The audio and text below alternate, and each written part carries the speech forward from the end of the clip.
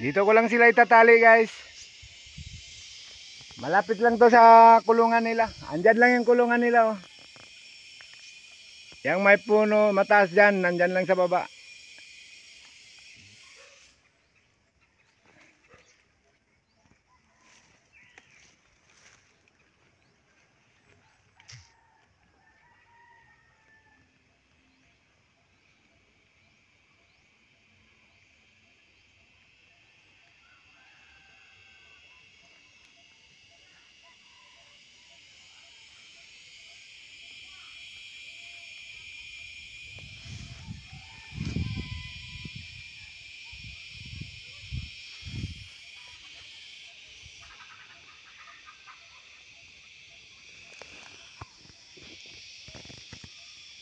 Balikan ko lang to sila mamayang hapon para ibalik sa loob ng kulungan nila.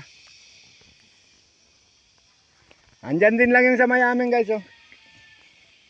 Yang may mga bahay dyan, andyan lang sa amin. Kita lang dito yan guys.